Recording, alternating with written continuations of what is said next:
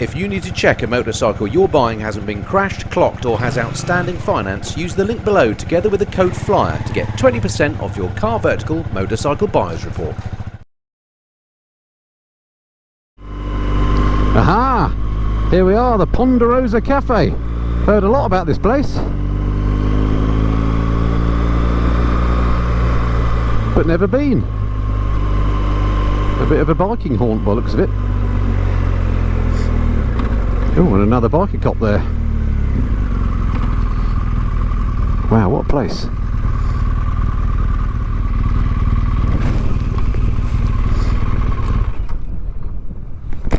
Might as well have a whole parking space. Oh. Hello there, I'm Andy. I'm Andy as well. Ah, good man. What a view. I know, yeah. You've scored. I haven't been here before and I've heard a lot about it. Oh, okay. Obviously a favourite biker haunt then. Yeah, and obviously you can see car clubs etc. come up here, so... Must be an Aston Martin day. You've not brought yours? Mini club, innit? Yeah.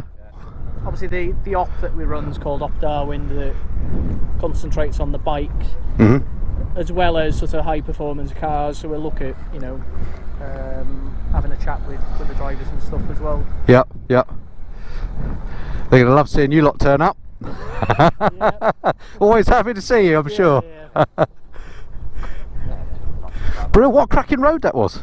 Do you like that? Yeah, it was lovely, wasn't it? Yeah, very nice. Speed limits Yeah, a bit of a pain. 30, 40, 50. Yeah. Cracker though. Be nice on a sunny day. Yeah, it'll be nice. Hey ho. I can't help but notice, but there's more than just the standard RTs here in the bike garage. There's also an unmarked bike and some Honda CRFs. Can you talk us through what that's all about? Yeah, absolutely. I'll take you over. So, obviously, this unmarked bike is used for more sort of covert work that we do. I'm liking the sound of that.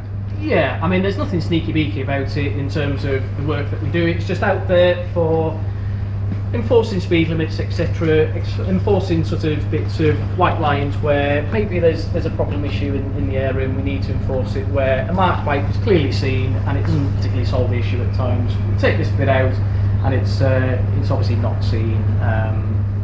It's interesting that it's an RS as well, rather than say the XR, which is seen as a bit more of a sporty bike. Yeah, absolutely. I think in terms of the ability to put panniers on it, a top box on it, and how light it is, it's quite a nimble bike. It's ideal for the sort of work that we want it to do.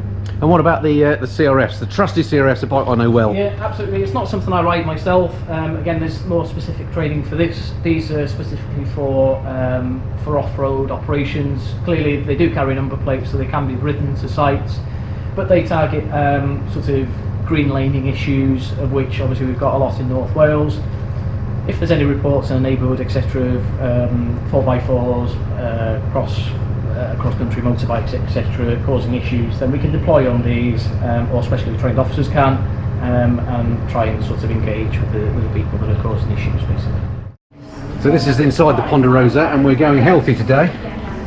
Big breakfast time.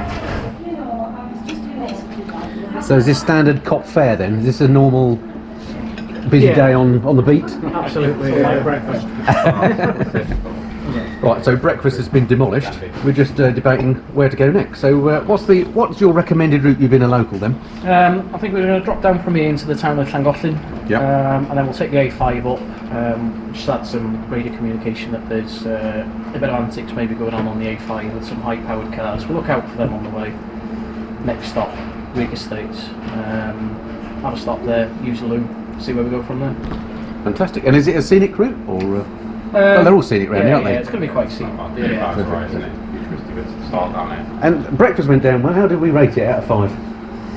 3.5. 3.5. Okay, there's always one awkward. What are you going for, Andy? 4? A 4 for me. 4. I think a solid 4. What was it? How much was it? 5? Was it £5? £6. £6. I think that's a bargain, isn't it?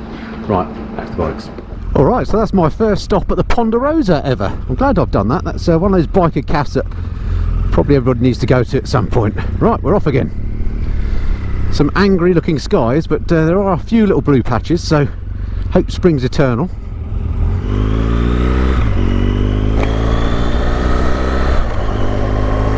Wow, check out that view.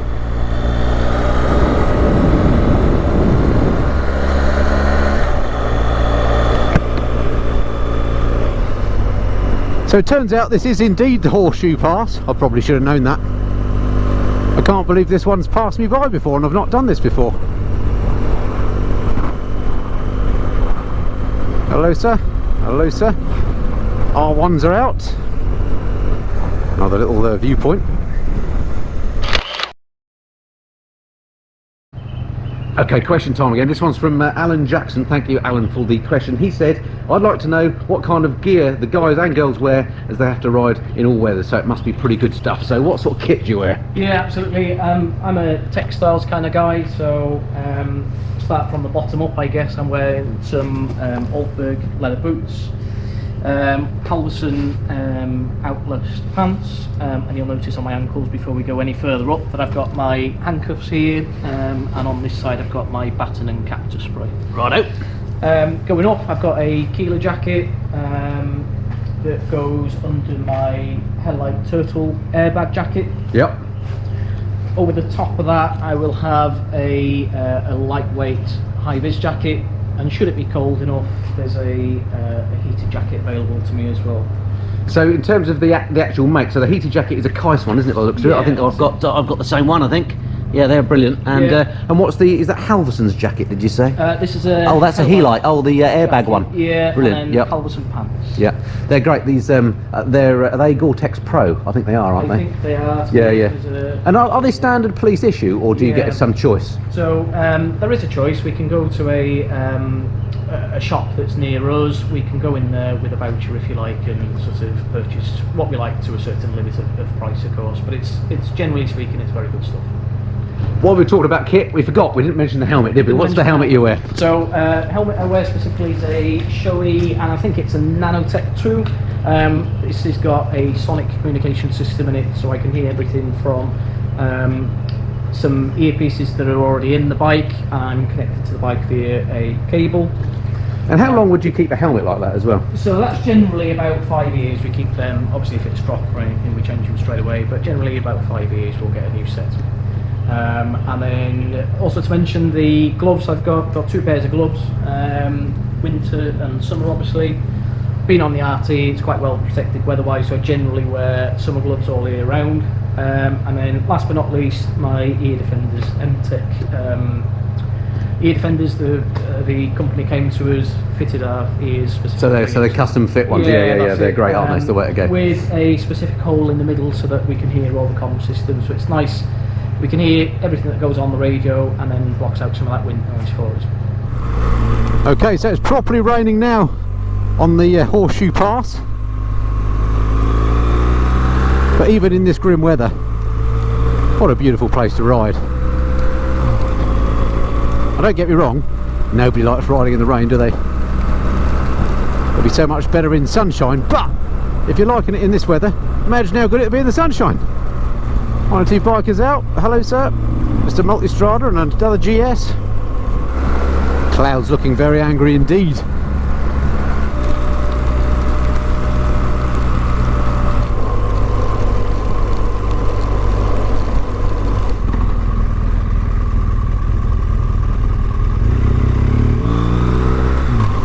Some of the road surfaces around here are a bit tricky. 1 or 2 potholes to avoid. So this road sign down here said Horseshoe Falls. So I don't know if we're going to actually be able to see those or not. But it sounds quite impressive. Let's give you a little clean.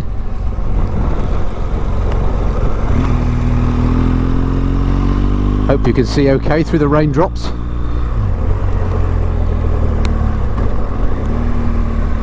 I'll tell you what, it's great when you don't have to worry about a route and you're being taken around by somebody that knows where they're going like the back of their hand. You just get on and enjoy the ride. So Owen was telling me that this is known as the Chain Bridge. I don't know why it's called the Chain Bridge, maybe you can tell us later. But anyway, a local beauty spot. Bit of a waterfall down there. Ah, there's the Chain Bridge. Perhaps. He said there's a bit of a weird junction here, so I guess it's oh yeah, see what he means.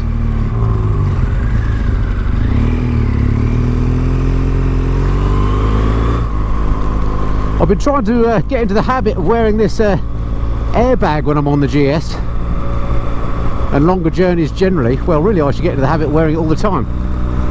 But one of the downsides of it, as I just noticed as I tried to stand up just now, is that I've got the tether a bit tight and I can't stand up on the bike to show you the shots of that bridge I wanted to show you. So must remember that. It'd be a shame to stand up and deploy the airbag. We've burst into a slightly clearer bit of air and greeted with stunning views again of this amazing valley.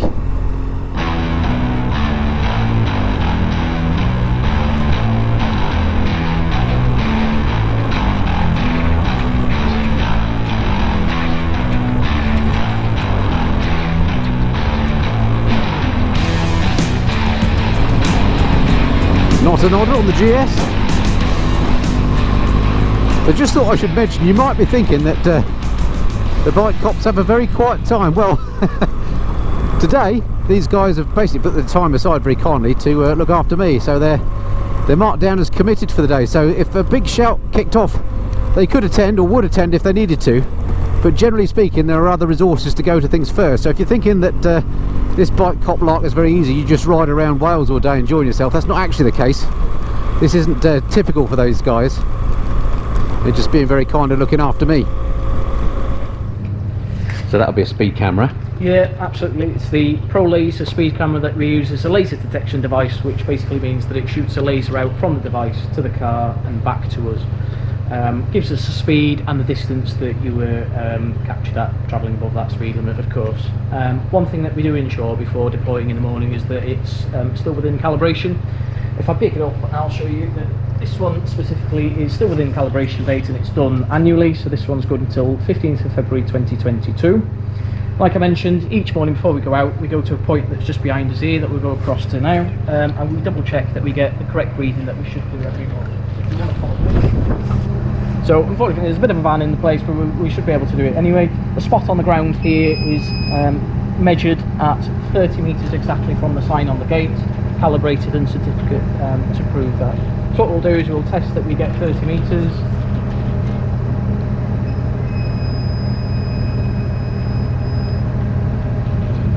And this goes to show that there's 30 metres distance between me stood here and the sign. So I'm all good to go with that one. I'm happy that that's working fine for today. So this is a lovely little town that we've just come into. This is called Corwen, I think. C-O-R-W-E-N. Busy with traffic today, but a lovely little place. So good to see people out and about now again, now that lockdown has eased somewhat. We're just going into the cafe and sitting down and having a meal. What a treat.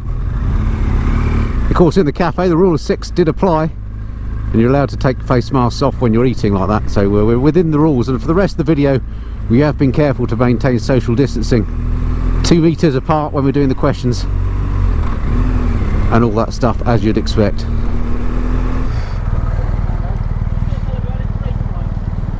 Tell this chap about his brake light. No problem. Yeah, yep, sure thing.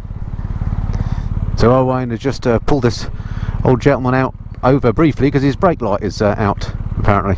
So just letting him know. It's one of those things, isn't it, where if you didn't know yourself, unless somebody tells you, you wouldn't know that your brake light was out.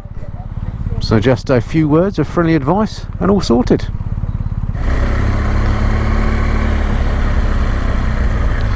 Right, we've got a convoy. So the fella in front is another Andy, who is actually based at one of the other stations in North Wales, and their group sort of, or their area sort of overlaps, if you like. So occasionally on these ride outs and patrols they will meet up and do some joint patrolling. At least I think that's how it works.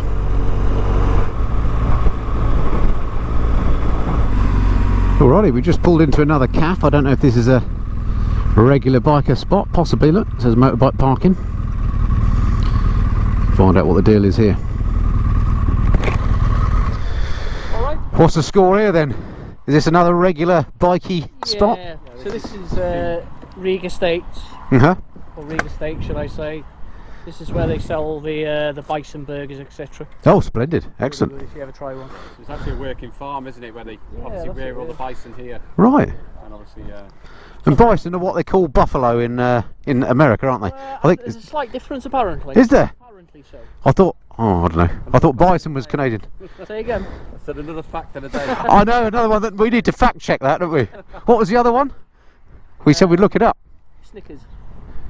The nougat. Tesco's. Oh yeah, nougat. Oh no, Tesco in Slough being a bit. Oh yeah, that can't be right. I'm going to turn the camera on quickly because the sun's come out. Look, so it does get sunny in Wales sometimes. Yeah. Check that out. It does come out Very often.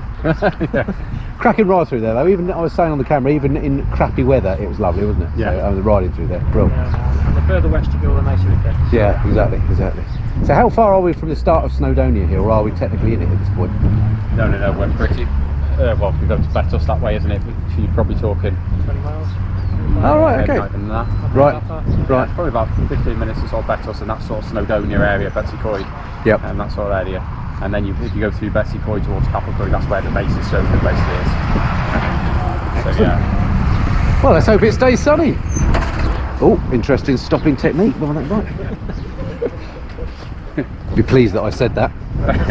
So one of the things I noticed when I was riding along following you was that your road positioning was very much sort of to the book, and that you were, you know, if you're having positions 1, 2 and 3, when you're doing those right hands, you're out wide on position 1, left-handers you're in position 3. That's all roadcraft stuff, isn't it? Yeah, absolutely. As we mentioned this morning, roadcraft's what we go by. We don't particularly use the phrases position 1, 2 and 3, but I know what you mean by it. For example, if we're coming up to a right-hand bend, we'll position in what you say is position 1, which gives us maximum view effectively around that corner. It gives us maximum chance of being able to stop if there's something around the corner, and gives you view if obviously we're carrying speed, we can carry on that speed quite safely. Yeah. Now on one of the corners there was it was a bit of a nasty left-hander, quite tight, and it was wet, and there was a white line, and I was leant over on the white line, so I went a bit wide purposely. I think you were behind me at that point, so my excuse was I was just maintaining grip. I could see nothing was coming. But sometimes when you do that positioning thing, I find that it puts me very close to the curb. Is that not dangerous in itself? No, well, like we said, obviously that's something you need to get used to. Obviously, when we're riding at higher speeds, like, so you do feel that you're very close to the side edge or the centre of the road. But obviously, it's all about looking ahead and obviously getting an early view and anticipating, you know, what's coming up, the bends, looking at the tree lines and things like that, where the road's going. So obviously, whilst you're out there, you're maximising that vision because you're looking so far ahead, because obviously you're increasing your speed. And obviously always, if there's anything coming, we will sacrifice our position for safety. So if it's the case of, like you said, there's something in the road, it could be, you know, some gravel or a bit of ice or something like that, we will sacrifice that position if necessary for safety. Obviously we don't want to be going through that, but hopefully because we positioned ourselves to the left or the right of the road, we would have seen it early enough to obviously make that decision and obviously anticipate and act to what we're seeing really. So that's the whole idea about it really, just to extend that vision. And have you done, because I hear a lot about ROSPA and the other advanced riding courses. What's the other one? ROSPA, and there's another one there. I don't know what it is now. That's the one. Have you done those courses? Because that sounds very similar, or is it just all based on the same logic? The courses we do correspond with that, so they actually recognise the police courses that we do as well. But if you go onto their website, you can actually become a member just by doing the police courses, because they are recognised with all those sort of agencies as well that run other courses. So yeah, they obviously recognise what we're doing and to the standard that we obviously ride and learn too. Excellent. I can hear more bikes turning up. It's obviously a proper spot. What have we got here? Oh, the Harleys are in town. What do we think of Harleys then, chaps? Are we going to... Well, we certainly have the place. Well, indeed they do. Indeed they do. Right, some more bikes have turned up, including this rather splendid Harley. Hello, sir. My name's Andy, by the way. How are you? You alright? Who are you? Paul. Hi, Paul. So this is a Sportster, isn't it? It is. It's a 48 special. Right. And how long have you had it? A month. Oh, so it's pretty new to you then. Yeah. I thought they stopped making these now. Well, I got it last year, but I've only been riding it a month. Oh, right. So okay. they've stopped making this in Europe as of the end of this year. Right, come have a look. Let's have a look. Okay. So, what about it made you buy one? Because let's face it, Harleys are they're an acquired taste, aren't they? They are.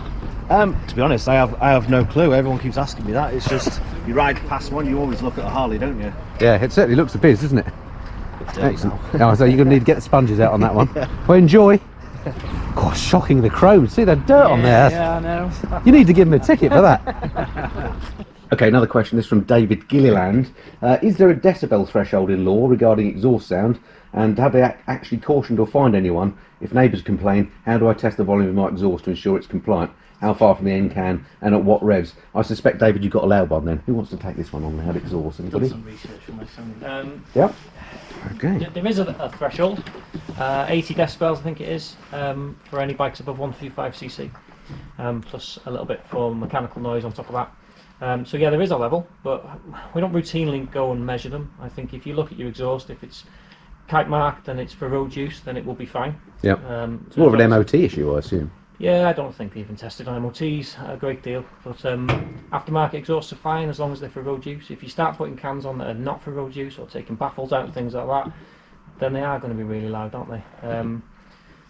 It's one of the most contentious issues we deal with is exhausts, because we all know how they feel, how they sound, and we like the sound of them, and you on your bike and your one exhaust is just one problem for you, isn't it? But we have a huge number of complaints from residents of villages, because if they on a weekend have 200 or 300 bikes coming through, all with loud exhausts, and they're not in that biking frame of mind, they're just sitting in the garden enjoying the sun, it can become tiresome, especially if they're all really loud. So we have to balance the fact that we know why people want the exhausts with the complaints we get from other people. So yeah, there is a level. A decibel meter would measure it for you if you wanted to do it, but generally if they're way above where they should be, we'd speak to you about it. So just use your head basically, and I completely understand. I mean, I love a loud exhaust as much as the next person, but can you imagine sitting in your garden and having 80, 100 bikes coming past with loud exhaust? Nightmare. Yeah, and we have to balance our response to the bikers and also to those people who make course, complaints. So we kind of try and find some middle ground on that. Alrighty, on with the ride then. Heading off towards Snowdon Way this time. Just had a heads up that there are about 5 sports bikes that have been generally misbehaving up here, and just going to try and put them in here and have a quick chat with them, I think.